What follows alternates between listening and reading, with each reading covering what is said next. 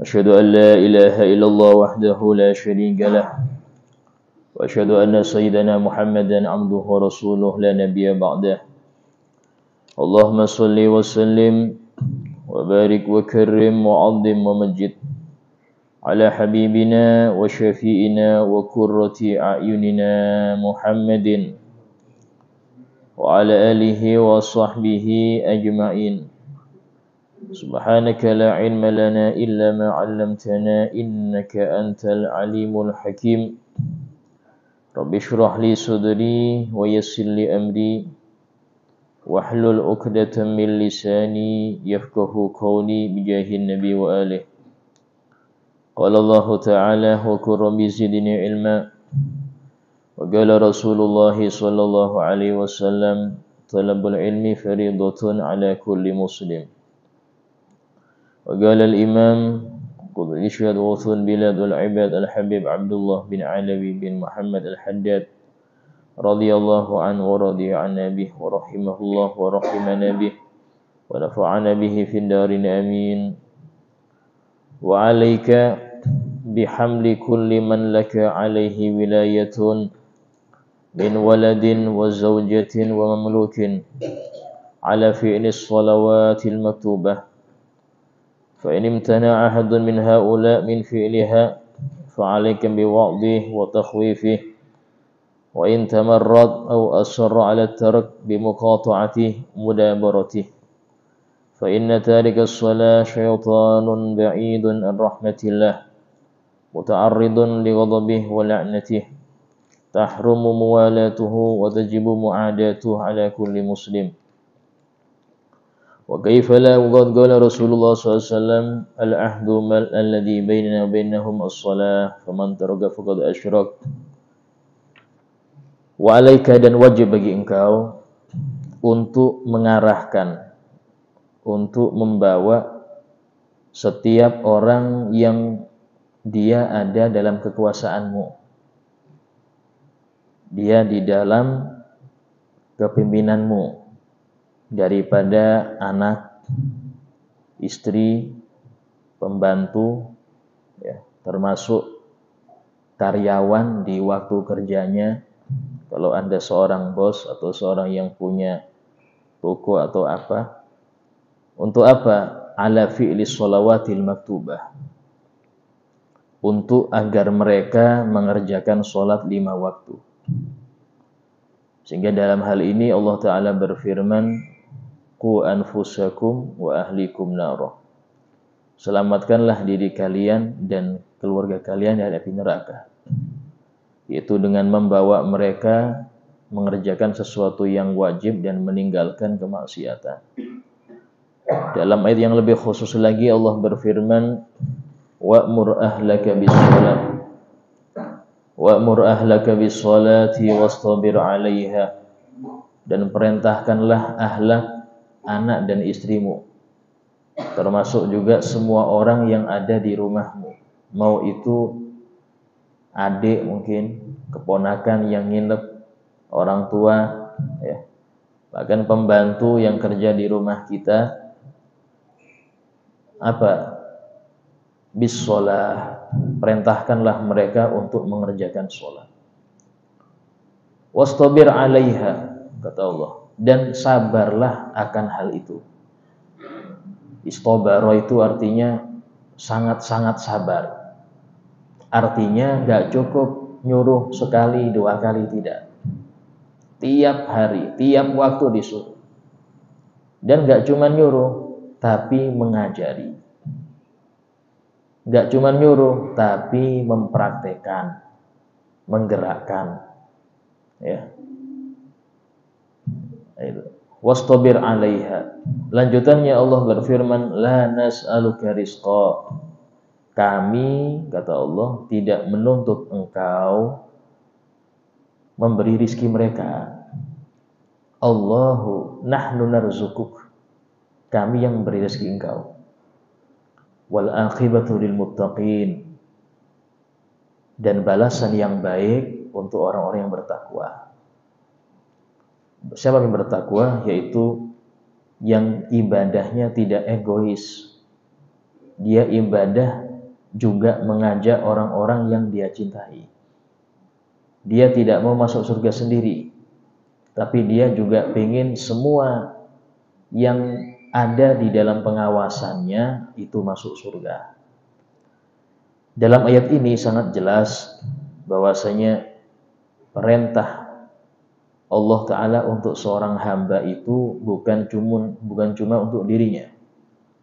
Kalau dia seseorang yang single, oke lah, fadol. Dia ngurusnya sendiri, nggak ada yang tanggung. Tapi kalau dia punya anak, punya istri, nah di sini bertambah daripada kewajibannya. Sehingga ketaatan mereka bernilai poin untuk dia. Kemaksiatan mereka yang tidak dia tegur, kemaksiatan mereka yang dia biarkan bernilai dosa untuk dia. Sehingga disebutkan dalam suatu hadis bahwasanya awwalu ma yata'allaqu birrajul ahluhu wa zawjatuhu ahluhu wa auladuhu. Pertama kali orang yang menuntut pada seorang laki-laki di akhirat kelak adalah istri dan anak-anaknya. Istri dan anak-anaknya. Artinya di sini walaupun orang itu senang pengajian, senang di masjid, 5 waktu tidak pernah goib, tidak pernah alfa. Cuman anak istrinya dibiarkan nggak sholat, nggak pernah ditegur. Maka orang tersebut di akhirat nanti kumpulnya dengan yang nggak pernah sholat. Padahal dia ahli sholat, di dunia ahli sholat dia. Di dunia ahli masjid. Nanti di akhirat kumpulnya dengan yang tidak sholat. Kok berat Ustaz? Ya itulah amanah Pak. Itulah arti amanah. Yang mana Allah berfirman, Inna aradnal amanata ala samawati wal jibali alal aswadi ardi wal jibali. Kami sodorkan amanah ini kepada langit, bumi, gunung. Fa'abayna ayyahmilnaha. Maka mereka enggan untuk mengemban amanah tersebut. Wa ashfaqna minha, mereka takut dengan amanah tersebut. Wa hamalahal insan, tapi manusia menyanggupi. Manusia menyanggupi amanah itu. Apa? Menegakkan syariat di bumi Allah. Minimal pada dirinya dan keluarganya. Karena itulah Allah Ta'ala berfirman, Al-rijalu qawwamuna 'alan nisa. Para lelaki itu qawwamuna 'alan nisa, yaitu menegakkan syariat Allah pada para perempuan, para istrinya. Di sini enggak cuman nisa, ini enggak cuman istri, ibunya, saudarinya, ya, menegakkan syariat. Karena itulah lelaki itu mendapat keunggulan karena mereka yang bisa menegakkan itu di rumah. Ya. Mereka yang bisa menegakkan syariat itu di rumah.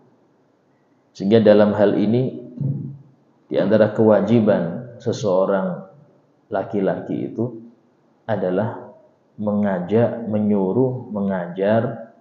anak dan istrinya untuk sholat. Memang berat ya. Sehingga dalam hal ini Allah berfirman, kami enggak nuntut rezeki mereka. Artinya jangan beralasan sibuk nyari nafkah sehingga tidak menggubris aturan Allah ini. Itu apa? Ngajari, nyuruh anak isi sholat. Ada beberapa orang ya, datang ke rumah itu mengeluhkan ruwetnya rumah tangga.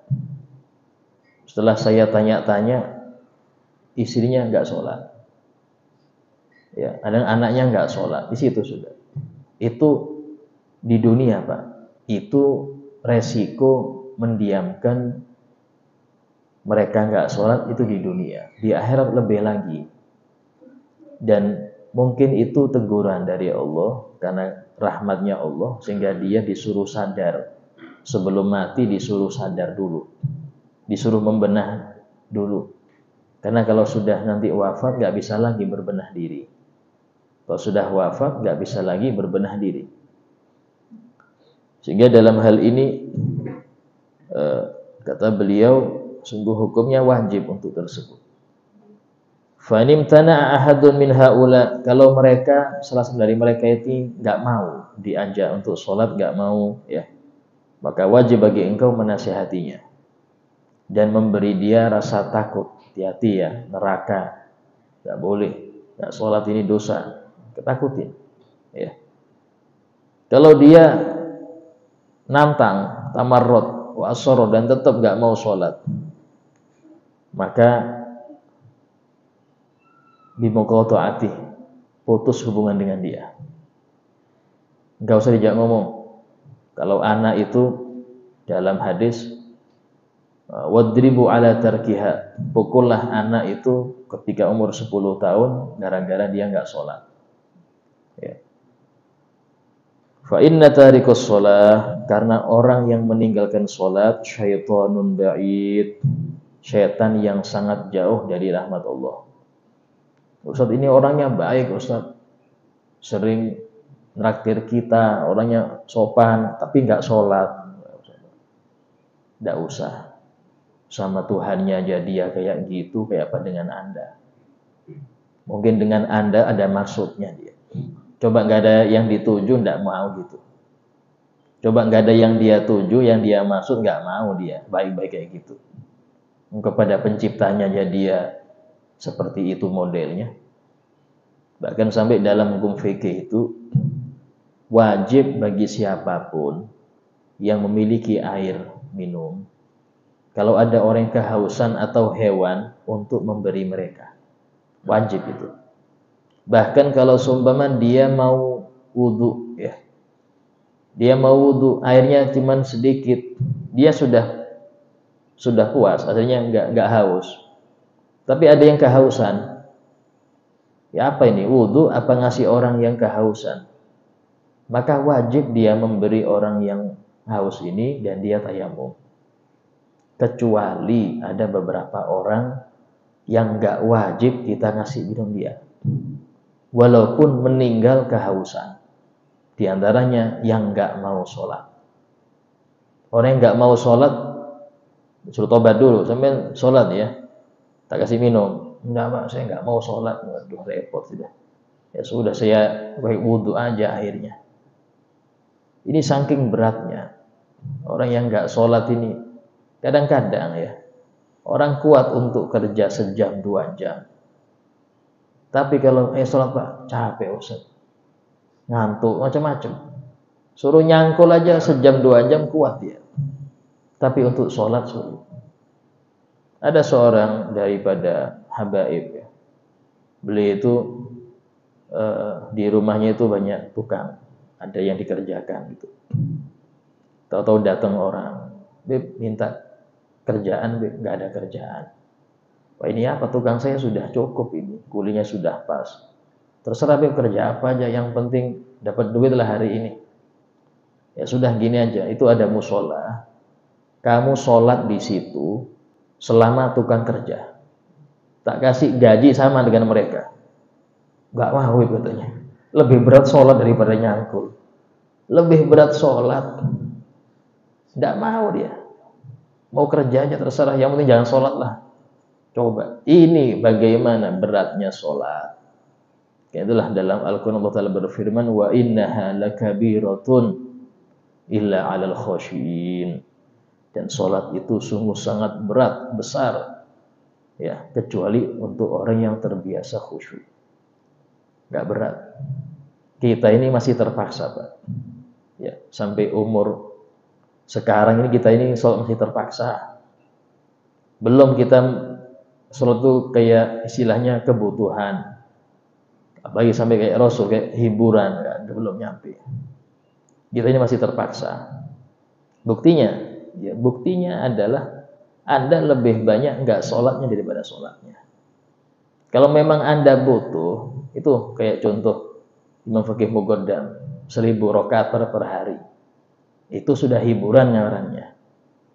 Sayyidina Ali bin As-Sajjad, cucunya Nabi, Ali bin Husain bin Ali bin Abi Thalib, itu 1000 rakaat per hari. Imam Junaid 400 rakaat per hari. Itu yang namanya kalau orang itu senang sholat. Kita ini masih terpaksa. Ya.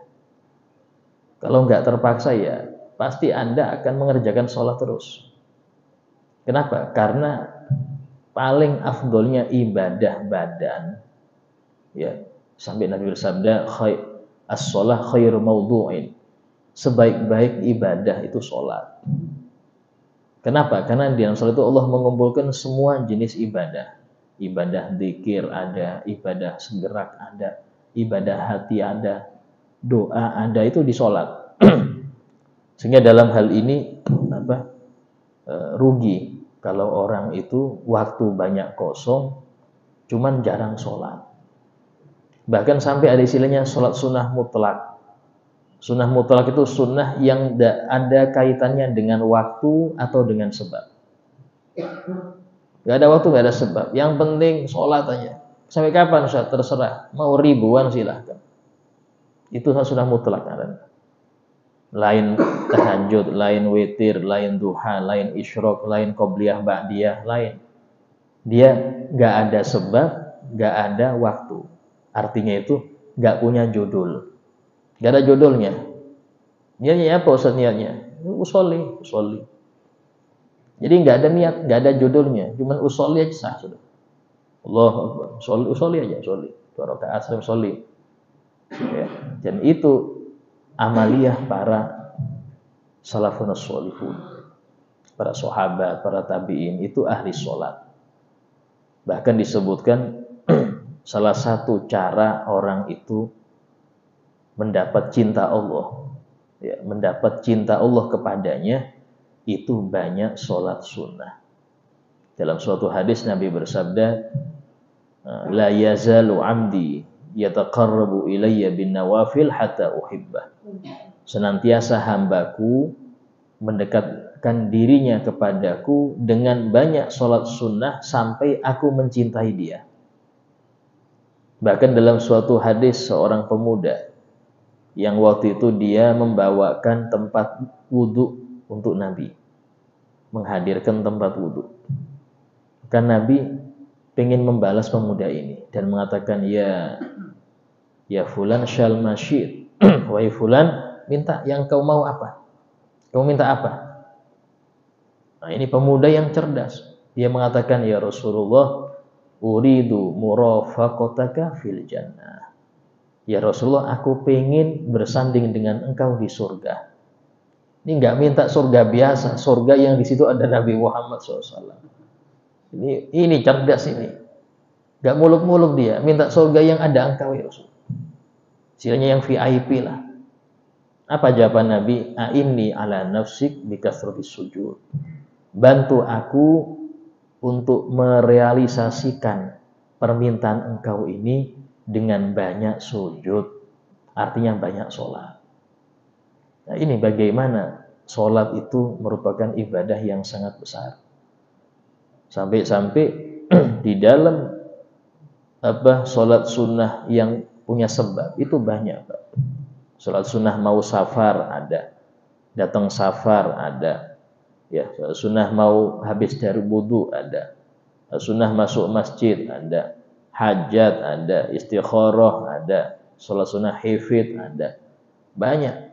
Kalau kita mau, bahkan hajat itu nggak harus 1 hari 2 rakaat, ada mau berapa kali silahkan. Sholat sunnah syukur ada juga. Sebagian mengatakan itu dibarengkan dengan isyraq. Banyak, kalau kita mau meneliti itu banyak sholat sunnah. Cuman ya tadi, paling afdolnya yang fardu dulu perbaiki. Banyak orang itu tergiur dengan sunnah. Bagus, tapi fardunya dulu. Kenapa? Karena kalau fardu, Anda kalau meninggalkan satu saja tuntutannya berat di akhirat. Tapi kalau sunnah, walaupun enggak ngerjakan, selama tidak ada maksiat, masuk surga. Masuk surga. Yang penting enggak maksiat. Walaupun enggak banyak sholat sunnah.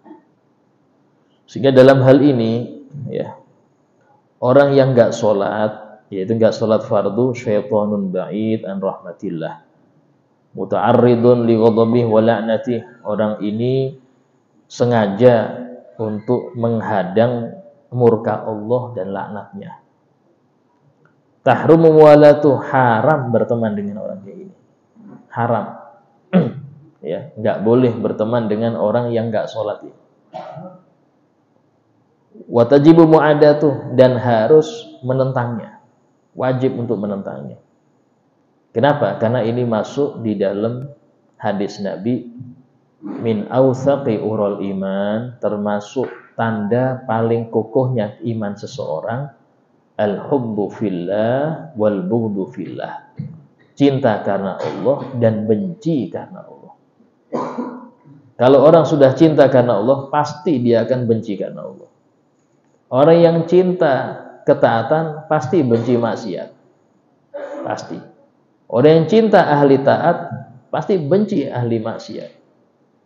Orang yang mencintai Allah maka pasti benci yang dimusuhi oleh Allah. Itu tuh sudah rukun, Pak. Nggak mungkin orang itu membenci sesuatu, ya, yang semuanya dia benci, nggak mungkin. Atau dia cinta semuanya, nggak mungkin. Harus ada yang dia nggak suka, itu harus ada. Dengan syarat karena Allah. Nah, karena Allah ini itu menunjukkan cintanya. Menunjukkan cintanya. Artinya hawa nafsunya pun terserah Allah sudah. Sehingga diantara ucapan sahabat Sa'ad bin Mu'ad, pimpinan suku Aus yang ada di Madinah itu, dia mengatakan, ya Rasulullah, kami ngikut engkau. Yang engkau cintai, kami cintai. Yang engkau musuhi, kami musuhi. Sampai gitu sahabat itu. Kenapa? Kita serah Nabi, kita ngikut Nabi aja. Nah, yang seperti inilah bentuk keimanan. Sehingga membenci orang yang dibenci oleh Allah itu ibadah hati. Sebagaimana mencintai orang yang dicintai oleh Allah ibadah hati. Tapi tadi ya, kalau sampai orang itu yang nggak pernah sholat tahu-tahu sholat, maka langsung Anda harus merubah hati Anda jadi cinta. Sudah kandung benci, Ustaz repot mau ngerubah loh. Berarti benci Anda bukan karena Allah. Benci Anda karena nafsu. Kalau Anda benci karena Allah, maka orang yang baik, teman nih, akrab. Tahu nggak sholat, tinggalkan atau aku tinggalkan kau. Ya, tinggalkan pekerjaanmu yang buruk ini, atau aku tinggalkan. Enggak, itu aja. Nah, yang seperti ini jarang, Pak, teman kayak gitu. Rata-rata ya sudah akrab, Ustaz, nggak enak mau negur. Jangan masalah ini, masalah anggap seumpama teman itu ngomongin orang. Kita kadang-kadang mau negur nggak enak, nanti orangnya nggak enak, ini didengar aja. Tegur. Berat, ya memang berat, Pak. Tapi kalau sudah sekali dua kali yang seperti itu, ya, maka hendaknya yang demikian nggak usah banyak-banyak akrab lah. Kadang-kadang ada orang itu, teman itu karena sekantor. Akrab itu karena mungkin satu kampung atau mungkin tetanggaan.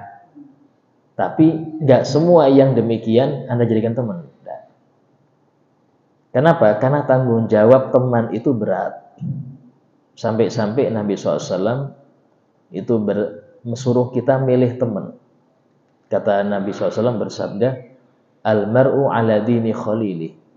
Seseorang itu ya tergantung agama temannya. Jadi sampai Nabi itu pakai istilah agama. Artinya apa? Akhlaknya niru teman. Cara bicaranya niru teman. Ya. Semua itu niru teman dia. Al-mar'u ala dini khalili. Falyandur ahadukum man yukhalil. Maka hendaknya setiap dari kalian periksa, perhatikan dengan siapa dia berteman. Sampai-sampai seorang ulama mengatakan, anil mar'i la tas'al fasal an qarini. Innal qarina bil muqarini yaktadi. Kalau engkau tanya tentang pribadi seseorang, jangan tanya ke dia. Tanya siapa temennya. Karena orang itu nggak mungkin jauh dari circle-nya itu. Jadi kalau Anda tanya orang ini, tanya siapa sih temennya dia, itu aja. Karena kalau dia nggak cocok, nggak mungkin betah. Kalau dia cocok, pasti betah. Nah, cocok ini tergantung temennya model apa. Dari sinilah termasuk daripada pendidikan seorang ayah untuk anak-anaknya, menghindarkan mereka dari pergaulan buruk, dari teman-teman yang nggak baik. Itu termasuk cara mendidik. Ya, cara mendidik anak itu, jauhkan mereka dari teman-teman yang nggak baik. Kita didik repot-repot, tapi ketika sudah berteman dengan yang nggak baik, cepat itu buruknya. Tahu-tahu ke rumah lo, ini ucapan apa ini? Nggak pernah anak ngajarin kayak gini. Kok kayak gini sikapnya? Kok kayak gini? Temennya yang bawa. Temennya yang bawa, Pak. Ya, aslinya dalam hal ini itulah. Kadang orang yang nggak sholat, kalau Anda temenin, awal Anda mungkin nggak senang, tapi dibaikin sama dia, orangnya ramah gini, akhirnya ya tidak apa-apa walaupun nggak sholat, istilahnya orangnya baik juga. Ujung-ujungnya nanti ikut nggak sholat juga. Karena itulah berat di dalam milih teman itu berat. Kadang ada orang, Insya Allah Ustaz, saya ini lulusan pondok atau saya mondok lama lah, Insya Allah saya ingin ngerubah teman-teman saya ini jadi baik. Kumpul dia teman-temannya yang sering main gaple. Tujuannya apa? Untuk ngajak mereka. Sehari, 2 hari, seminggu dia gaplean juga ujung-ujungnya. Kenapa? Karena tadi pengaruh buruk itu lebih cepat dari pengaruh baik. Ya, ini anak anggap di pondok, dilihatkan temannya yang ngaji, temannya yang sholat, temannya ini, itu untuk menjadi baik lama, Pak. 6 bulan itu sudah ada pergeseran itu, Masya Allah sudah. Waktu liburan 10 hari, kumpul dengan yang suka malam mingguan gini, berubah cepat langsung. Hilang sudah, yang wiritannya hilang. Baca Qur'annya sebelum subuh hilang lagi. Kenapa? 10 hari aja. 6 bulan digodok sama gurunya. Pulang 10 hari selesai. Kenapa? Pengaruh buruk lebih cepat. Pengaruh buruk lebih cepat. Sehingga jagalah keluarga itu, khususnya dari yang enggak sholat. Wa kaifala, bagaimana enggak wajib untuk menentang atau memusuhi yang seperti ini, dan bagaimana tidak haram untuk berteman dengan orang yang seperti ini. Sementara Nabi SAW bersabda, al-ahdul ladzi bainana wa bainahum, perbedaan antara kita dengan mereka orang kafir, as-shalah, adalah sholat. Faman tarakaha faqad asyrak, barang siapa yang meninggalkannya maka dia telah musyrik. Ini keras Nabi dalam hal ini. Sehingga seorang sahabat mengatakan, kami nggak pernah melihat suatu maksiat yang mengerjakan maksiat itu langsung dihukumi kufur kecuali sholat. Orang nggak zakat nggak sampai kufur, Pak. Orang nggak puasa nggak sampai kufur. Tapi nggak sholat, Nabi langsung bilang kufur. Saking beratnya. Bahkan di awal-awal Islam datang itu, Nabi itu promosi Islam kemana-mana. Ada yang bilang, ya Muhammad, aku mau Islam, tapi nggak bisa ninggalkan zina. Ya tidak apa-apa, syahadat aja sudah. Syahadat, yang penting syahadat aja sudah, syahadat. Ya. Ada yang datang lagi, aku mau Islam, tapi nggak minum khamr. Ya sudah, tidak apa-apa, kata Nabi, bismillah. Lalu ada satu, ya Muhammad, aku mau masuk Islam, tapi nggak mau sholat. Nggak bisa, kata Nabi. Nggak bisa kalau nggak mau sholat. Nabi nggak mau nawarin model gini, nggak bisa ditawari model gini. Kenapa? Percuma. Artinya betapa beratnya dosa orang yang nggak sholat itu. Terus kita santai melihat itu, kita santai makan bareng dia, kita merasa tenang dia di rumah kita. Seperti ini harus kita sumpah, ya apa ini? ahli neraka ada di rumah. Kayak apa? Neraka di rumah kayak apa? Berarti harus Anda gerak cepat, gigih di dalam menggugah dan menyadarkan orang-orang yang Anda pimpin. Kalau mungkin yang bukan di dalam kuasa Anda, itu urusan dia dengan Allah sudah. Ya, karena itulah beratnya pemimpin itu berat, Pak. Ya, silahnya itu nggak cuman ngurusin urusan-urusan pemerintahan, tapi menegakkan sholat itu termasuk tugas pemimpin. Itu nggak ada di undang-undangnya. Iya, itu langsung dari Allah itu. Itu langsung dari Allah. Ciri-ciri pemimpin adil adalah yang menghidupkan sholat. Karena mereka punya perangkatnya. Mereka bisa bikin perbub, sumpama kalau bupati.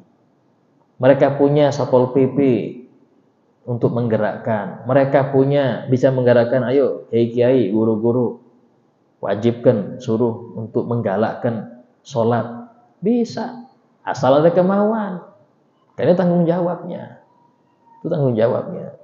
Ini kalau kita melihat di dalam sisi yang lebih luas. Nah, minimal satu aja, keluarganya dulu. Nah, keluarga ini sangat penting. Kenapa? Karena mereka ada di pundak kita. Mereka ini ada di pundak kita. Karena itulah sebagian ulama ada yang mereka ini tidak mau nikah sampai wafat. Ustaz, berarti nggak senang sunnah? Bukan. Mereka punya alasan kuat. Di antaranya adalah ini saya amanah diri pribadi aja nggak bisa bawa, apalagi nyari amanah yang lain. Sampai itu ada kitab khusus namanya judulnya Al-Ulama Ul-Uzzab. Para ulama yang single-single. Ada kitabnya. Ulama yang single-single itu ada. Ini menunjukkan bagaimana rasa takut mereka untuk mengemban amanah itu, takut gak bisa ngemban. Sehingga demikian. Ya. Kemudian dikatakan dalam sabda yang lain Nabi mengatakan la dina liman la sholatalah. Tidak ada agama bagi orang yang gak sholat. Gak ada agama. Terus hukumnya kayak apa orang yang gak sholat, Ustaz? Apakah langsung kita hukum kafir? Lihat dulu. Kalau dalam hukum fikih, orang yang tidak sholat, ini dalam pemerintahan Islam ya, itu dia dipaksa untuk sholat. Disuruh tobat. Ayo, ini sudah duhur, sudah masuk, sampean sholat. Dia nggak mau, tetap nggak mau. Sampai masuk asar, mungkin dia mau menjamak. Karena ada ulama yang mengatakan tidak apa-apa jamak walaupun bukan musafir. Sampai suruh lagi, ayo ini sudah asar Pak, duhur belum sampean. Sampai adzan maghrib nggak mau tobat, itu dikisos, dipenggal. Hukum orang nggak sholat itu dikisos Pak, di hukum fikih ya. Terus kayak apa ini? Meninggal ini disolatin nggak usah? Dilihat. Kalau dia nggak sholatnya karena males, dia tahu sholat itu wajib tapi males, berat, malas dia. Dia bilang sampai ngerti kan wajib? Ngerti saya wajib tapi males Pak ya apalagi. Maka dia tetap disolati, tetap dikubur di kuburan muslimin. Tapi kalau dia menentang wajibnya sholat, sholat Pak, udah kalau saya sudah bebas sholat. Saya sudah bayar ke guru saya, katanya ditanggung guru saya, aman sudah. Oh, nggak wajib sholat itu.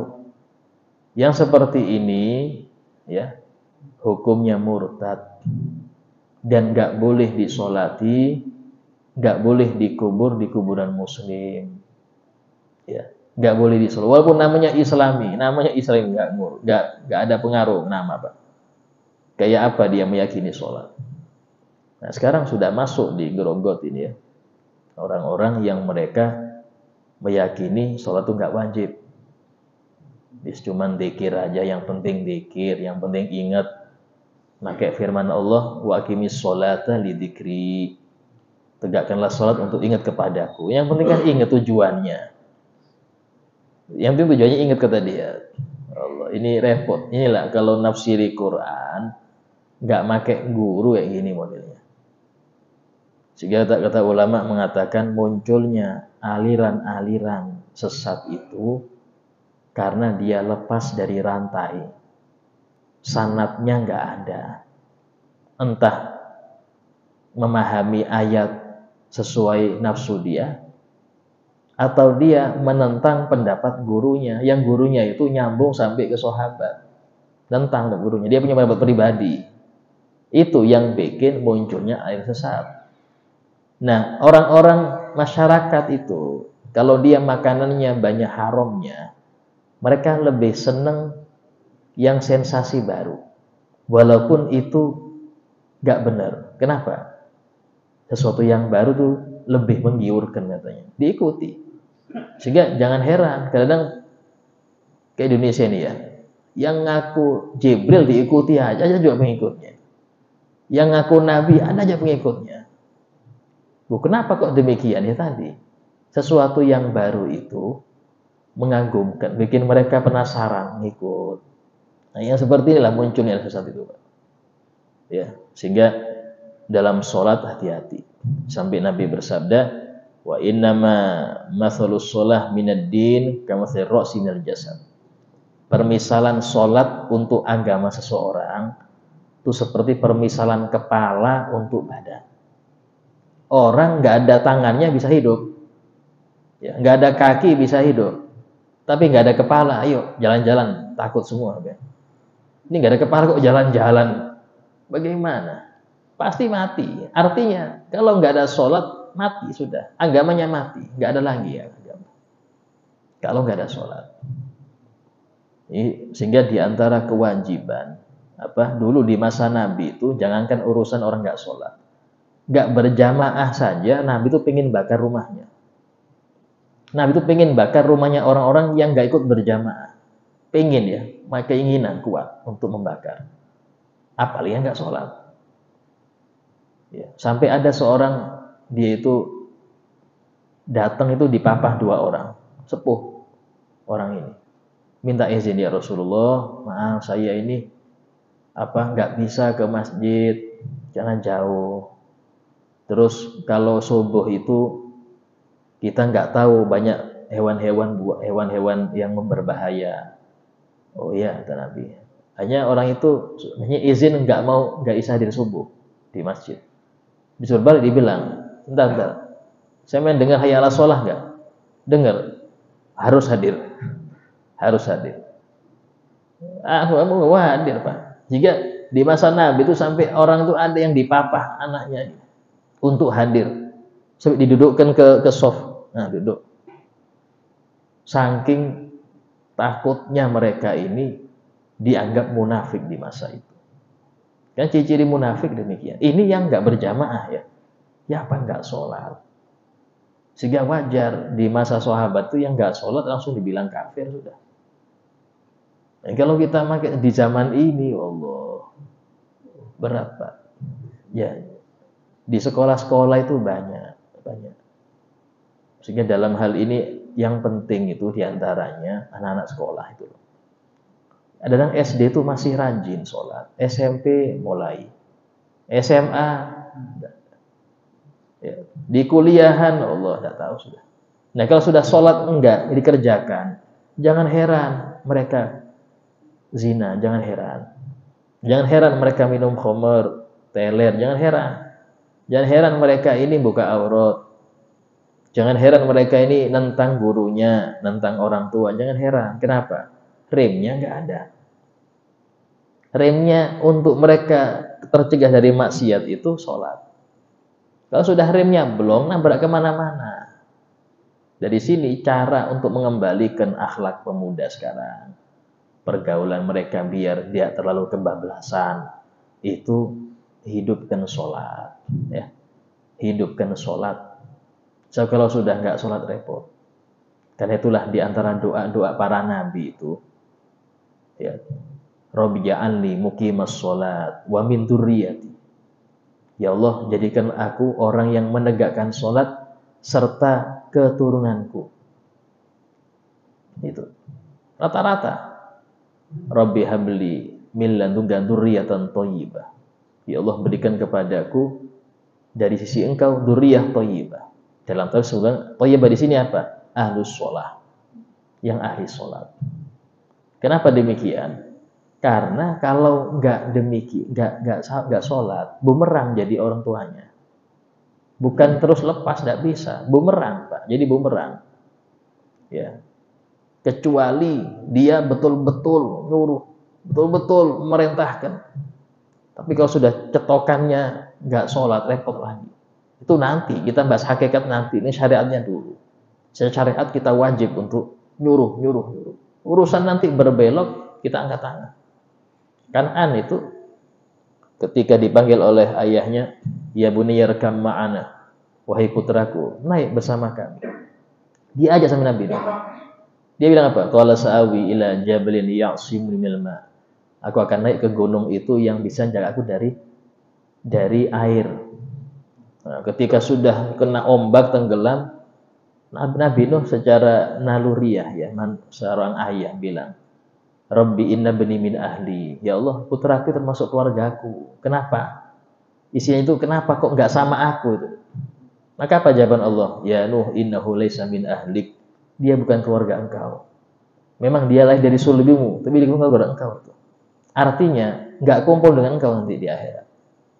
Innahu amalun ghairu sholih. Amal dia enggak baik. Enggak bisa kumpul dengan engkau dia. Ini anaknya Nabi, Pak. Sehingga dalam hal ini ya, kalau kita ingin menjadi ahli surga, jangan egois. Jangan pengen Anda aja, anak istri juga. Khawatirnya kalau enggak diperhatikan anak istri sehingga mereka masuk neraka, mereka narik Anda. Kenapa? Karena tanggung jawab Anda. Mereka narik Anda. Yang ahli sholat yang ini ditarik Anda. Naudzubillah. Nah, itu beratnya di dalam masalah sholat ya. Wa alaika bitafarru yaumal jum'ah. Insyaallah ini bab Jum'ah ya, akan kita baca yang selanjutnya. Nah, jika ada yang mau bertanya, silahkan ditanyakan. Okay. Mungkin agak panjang. Pertama, tadi kadar benci itu, saya membayangkan kalau bencinya itu kita harus tinggalkan yang tidak sholat, kayaknya bakalan kita terkucil. Nah, saya ingin tahu kadar bencinya kalau lihat mungkin lingkungan kita, teman kita yang tidak sholat itu seperti apa? Menjauhinya seperti apa? Bencinya seperti apa? Itu satu. Yang kedua, kalau Rasul ada masalah itu mesti sholat. Tapi kalau kita ada masalah sholat ngawur. Nah, ini tanda-tandanya itu seperti apa, terus terapinya seperti apa? Kita kalau ada masalah, jangankan untuk ini, untuk sholat, untuk mikir aja sudah puyeng. Mungkin disapa gitu sudah marah, apalagi sholat. Nah, itu saya mungkin cuma Anda. Yang ketiga, Ustaz, mengenai ulama jamaah tadi.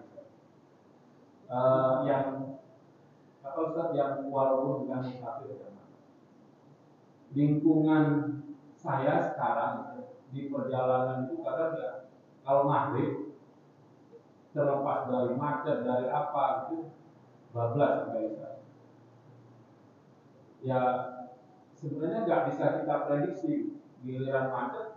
Ya udah, kita nyampainya itu kalau pulang 5:30, nyampainya 5:30. Jadi maghribnya juga ya saya foto aja.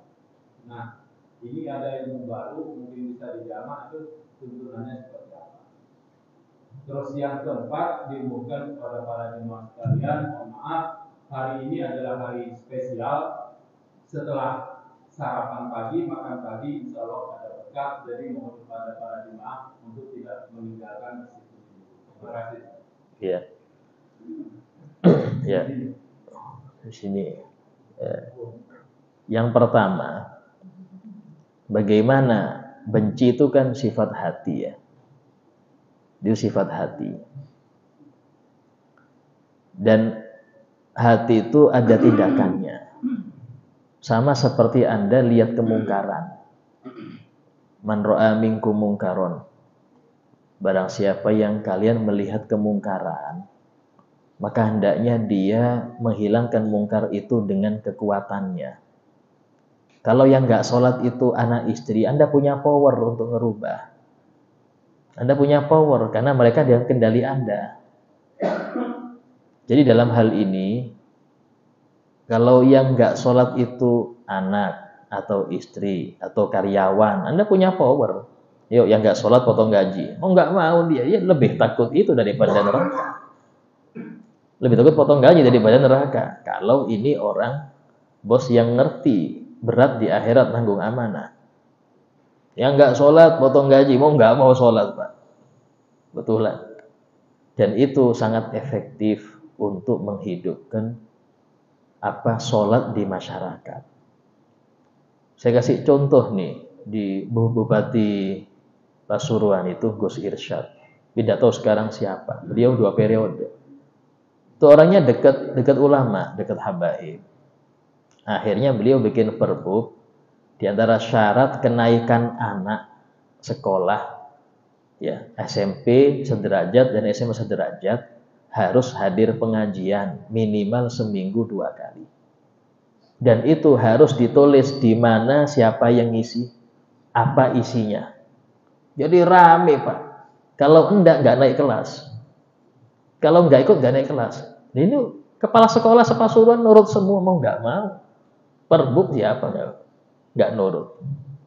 Jadi saat nakal-nakal itu hadir pengajian, walaupun goncengan lagi perempuan yang penting hadir pengajian. Ini insya Allah berubah. Subhanallah, kenakalan itu bisa redam. Hadir pengajian seminggu 2 kali. Ini Bupati yang ngerti. Nah seperti itu, dia punya power. Dia punya power. Nah, di rumah Anda punya power kalau yang nggak selalu anak istri. Tapi kalau seumpama bukan di ini, ya, maka fa'ilam yastati fabilisani. Kalau nggak bisa Anda untuk maksa dia untuk sholat, ya dengan lisan lah. Dengan lisan. Ya nggak boleh sampai haram hukumnya. Pelan-pelan. Dan nasihat itu paling afdol 4 mata.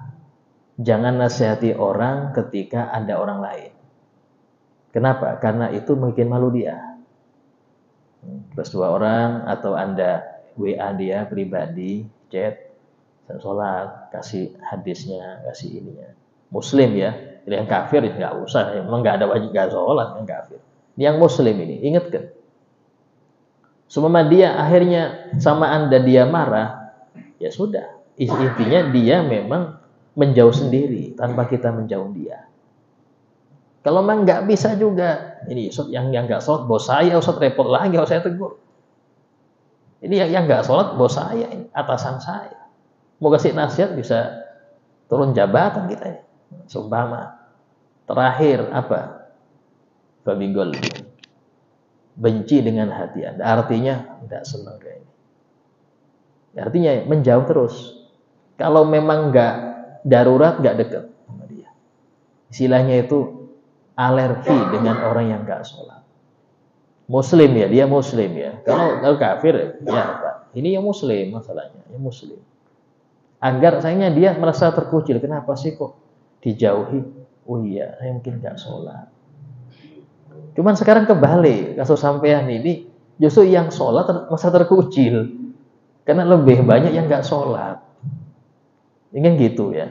Ini kalau saya tegas, saya yang terkucilkan. Kenapa? Kebanyakan nggak sholat. Nah ini repot di situ. Kalau dalam hukum fikih, wajib bagi orang itu berpindah dari kota yang di situ kebanyakan maksiat ke kota yang jarang maksiat.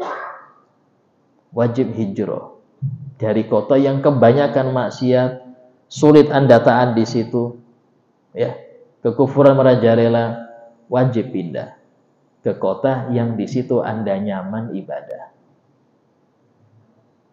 Wajib. Itu dalam hukum fikih seperti itu. Nah, kecuali kalau seperti kayak merebut kembali ya. Kayak di Palestina, Gaza. Itu kan mereka dijajah tuh. Pengen merebut kembali Masjidil Aqsa. Ya, sehingga bukan mereka ini pemberontak seperti yang dibilang sebagai negara Islam yang takut itu, tidak. Tapi mereka penjuang. Mereka penjuang, Pak. Terus yang kedua, ya, dalam masalah apa tadi? Yang kedua tadi. Oh iya. Okay. Jadi dalam hal itu tauhidnya dikuatkan lagi. Harus tauhidnya, kembali ke tauhid. Apa itu? Tidak ada yang mengatur alam ini kecuali Allah. Termasuk sifat Allah yang wajib qiyamuhu binafsi. Itu Allah yang ngatur semua alam. Qayyumus samawati. Qayyum jadi kata qiyam ya. Yang mengatur seluruh alam, langit dan bumi itu Allah Ta'ala. Sehingga permasalahan itu dari Allah dan solusi juga dari Allah. Karena nggak mungkin terjadi sesuatu di kerajaan Allah yang tidak Allah kehendaki, itu mustahil, Pak. Bahkan Allah disebutkan wa ma tasya'una illa ayyasha Allah. Dan kalian tidak berkehendak kecuali kehendak kalian itu sesuai dengan kehendak Allah. Artinya Allah yang ngatur kehendak kalian itu. Bahkan sampai maksiatnya orang maksiat, kehendak Allah, Pak. Kufurnya orang yang kufur, kehendak Allah. Yang terdolimi disiksa terus nggak sama yang mendolimi, nggak ada yang bantu dia, kehendak Allah itu. Kenapa nggak mungkin terjadi di bumi ini, di dunia ini sesuatu yang nggak ada, yang bukan kehendak Allah. Kalau ada yang gitu, berarti Allah terpaksa. Seakan-akan ada yang merongrong di kerajaan Allah. Berarti nggak ada. Terus kan ada musuh Allah, setan. Setan ini ciptaan Allah. Siapa dia bisa jadi musuh Allah? Allah itu la nidda wala did. Nggak ada saingan, nggak ada musuh untuk Allah. Allah al-fard sendiri. Siapa yang mau jadi saingan Allah? Dia ciptaan Allah. Iblis. Ini iblis ciptaan Allah juga. Tapi jadi ya, di dalam hal ini kenapa ada maksiat? Karena memang sudah lama Allah itu menciptakan neraka dan penduduknya. Sehingga harus ada yang di neraka, harus ada yang di surga. Itu secara hakikat ya, kita dalam masalah tauhid seperti itu. Nah, sekarang orang yang dia tahu bahwasanya semua permasalahan itu muaranya dari Allah dan solusinya dari Allah, maka setiap ada masalah dia akan kembali kepada Allah. Tauhidnya kuat dulu. Dan orang, semua manusia itu hatinya itu Allah yang ngatur. Hati mereka itu Allah yang ngatur. Karena itulah Nabi bersabda, ya wa muqallibal qulub. Wahai zat yang membolak-balikan hati. Yang bikin orang cinta Anda, benci Anda, orang yang cocok sama Anda, musuhi Anda, itu Allah. Sampai-sampai Imam Ibn Sammak mengatakan, dan ini perlu ditulis dengan tinta emas. Man aslaha bainahu wa bainallah. Barang siapa yang memperbaiki hubungan dia dengan Allah, aslahallah bainahu wa bainan nas. Maka pasti Allah akan membuat hubungan damai antara dia dengan manusia sekitarnya. Gak bisa kita bikin semua orang cinta kita. Tapi kalau Anda baik dengan Allah, hubungan Anda, maka yang lain akan baik. Yang jahat akan tersisihkan. Karena tadi, gak mungkin seseorang itu akan dicintai seluruh makhluk. Kita contohkan Nabi Muhammad. Ya Pak, sempurnanya beliau dalam ibadah, dalam ubudiyahnya. Itu masih diusir dari Mekah. Masih dibilang tukang sihir, masih ini. Sehingga dalam hal ini harus ada prinsip kita. Prinsip. Sehingga kalau di dalam ucapan ulama itu, ridhon nas wa yatun la tudrak. Cari ridho orang itu tujuan yang gak bisa tercapai. Kalau mau Anda hidup nyaman, dua aja. Cari ridho Allah dan cinta Rasulullah. Selesai urusan. Selesai urusan. Nanti dari situ akan muncul orang yang cinta Allah, cinta Anda pasti, Pak. Dan orang yang nggak senang Allah pasti nggak senang Anda. Itu sudah menjadi aturan itu. Jadi kalau Anda ingin tahu ya siapa yang ini, itu aja. Misalnya Allah berfirman, liyamizallahul khabitha minat thayyib. Untuk Allah memilah siapa yang buruk, siapa yang baik. Dipilah dengan cara itu. Sehingga di sini penting kalau kita ada masalah apapun kembali kepada Allah. Karena kita tahu solusi di Allah. Tapi yang tahu solusi di duit, kembali ke duit ya. Yang tahu solusi ke teman yang pejabat, ini pun pejabat. Kalau dia tahu solusinya di teman dia yang kaya, dia telepon temannya yang kaya tadi. Kenapa? Karena dia tahu solusi di mereka. Itu ilmunya dangkal. Padahal orang kaya, pejabat, yang gerakan hati mereka Allah. Itu aja. Dari sini tauhid ini dikuatkan. Kalau tauhid kuat, selama dia bersama Allah, siapa yang bisa nentang dia? Idza kana Allah ma'ak, faman alaik. Kalau Allah bersama engkau, siapa yang bisa membahayakan engkau? Wa idza kana Allah alaik, faman ma'ak. Dan kalau sudah Allah memusuhi engkau, siapa yang bisa bela engkau? Siapa yang bisa bela engkau? Kalau sudah Allah musuhi kita, ya apa? Nah itu kita jadikan pedoman hidup. Ya. Terus yang ketiga, masalah jamak. Ya. Untuk Anda tadi, jangan jamak. Memang ada yang mengatakan jamak tanpa safar itu boleh. Ya. Tapi itu hanya dikerjakan sesekali. Contoh untuk pengantin. Dandan ini 3 jam, 4 jam. Wudu, luntur lagi, dandan jadi 4 jam lagi. Maka boleh untuk manten itu jamak duhur dan asar. Tapi jangan sampai maghrib acaranya. Ini repot lagi sampai maghrib hilang Pak duhur asarnya. Silahkan dia jamak sesekali untuk manten. Ya, manten aja ya. Yang cuci piring nggak usah cuci piring, ikut jamak ngapain juga sama cuci piring jamak. Yang manten saja boleh. Ya, itu memang disebutkan dalam suatu hadis, Nabi itu pernah di Madinah menjamak. Beliau tidak musafir di Madinah, artinya bukan musafir, menjamak nanti. Nah, kata Imam Syafi'i, ini beliau sakit. Dari sinilah beliau mengatakan boleh jamak karena sakit. Tapi ulama yang lain enggak ada keterangan sakit. Artinya jamak sesekali karena tanpa alasan enggak apa-apa. Ya, kayak tadi sumpah. Ya, kalau sampai tiap malam seperti itu sumpah, tiap malam macet, ya jangan jamak. Kayak apa Ustaz? Salat li hurmatil waqti. Salat waktu di macet itu salat sudah di mobil. Maghribnya di mobil sholat. Ya. Nanti di waktu Isya diqadha. Dan wajib sholat maghrib itu. Walaupun nggak sah, tapi wajib. Kalau dia nggak sholat, niatnya cuma nanti aja saya qadha, dosa. Karena mengakhirkan sholat dari waktunya dalam keadaan dia sadar. Dia sadar, bukan tidur, sadar. Tapi nanti aja saya qadha. Alasan Anda mengakhirkan sholat dari waktunya. Itu masuk kategori nanti fawailul lil musallin. Situ. Terus kayak apa? Sholat dihormatil waktu. Enggak ngadep kiblat, enggak rukuk sempurna, sujud sempurna. Bahkan bisa jadi enggak punya wudu, enggak apa-apa, sholat.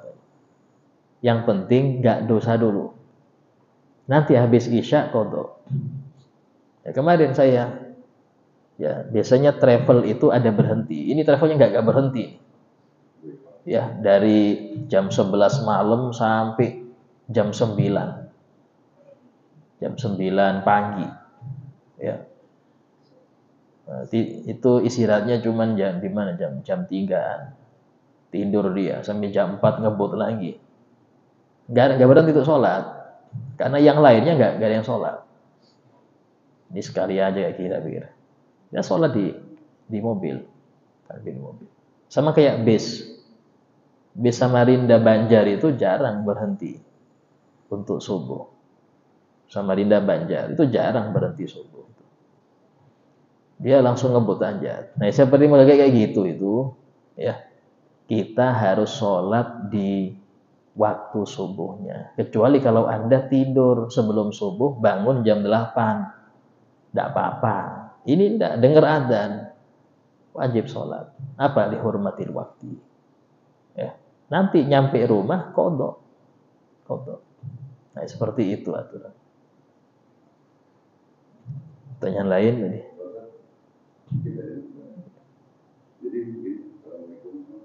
Waalaikumsalam. Pada saat kita sholat berjamaah ada dua waktu, saya kira yang bisa mendahului bacaan dari imam seperti zuhur dan asar. Selebihnya itu saya secara pribadi pada saat kita sholat isya saat ketiga dan keempat, saya selalu was-was dalam hati saya, apakah saya itu mendahului imam atau tidak baca saya sah nggak sholat saya tadi. Kedua, pada saat pertanyaan kedua adalah pada saat saya muak ngantuk, bacaan saya tadi tidak lepas dari saya, tapi dari dalam hati saya, apakah ini hukumnya gimana Bapak? Yang saya pada saat muak saya baca dalam satu ayat, tapi saya dalam hati gitu, saya lanjut aja gitu, tapi was-was apakah bacaan saya tadi sholat saya itu mengerti itu. Nah, ya, jadi membaca Fatihah setelah imam itu sunnah dalam sholat jahriyah. Jahriyah ya, yaitu sholat maghrib isya 1, 2 dan subuh seluruhnya. Membarengin Fatihah makruh, bukan haram. Bahkan membaca Fatihah waktu imam iftitah itu sah, tidak apa-apa. Cuman nggak dapat sunnah dia, makruh. Itu kalau jahriyah. Kalau sirriyah, zuhur, asar, maghrib 3 maghrib atau 3, 4 isya, itu tidak ada sunnah kita harus nunggu imam. Bahkan habis betul-betul berdiri langsung Fatihah. Membarengin ya wajar, tidak apa-apa. Membarengin tidak masalah. Kenapa? Karena kalau kita nunggu imam rukuk, kita belum Fatihah. Jadi untuk sirriyah itu kita tetap membacanya langsung. Walaupun itu 3 maghrib atau 3, 4 isya. Ya. Dan membaca Fatihah itu ada berapa syarat. Kalau kurang syaratnya maka nggak sah Fatihah dia. Di antaranya adalah membaca sekiranya didengar oleh telinga sendiri. Berarti di sini baca di hati nggak sah. Walaupun satu huruf, ya, apalagi satu ayat, apalagi semuanya. Termasuk yang nggak sah juga kalau hanya bibir yang qomat kamit tapi nggak ada suara. Bibir qomat kamit, cuma nggak ada suara. Ini baca apa sampean? Kadang ada, Ustaz, saya bacanya di hati aja Ustaz.